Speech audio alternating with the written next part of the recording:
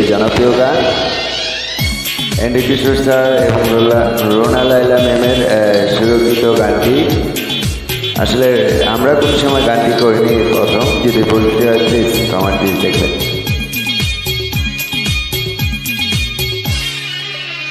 আমি একদিন তোমায় না দেখিলে, তোমার মুখের কথা না শুনিলে,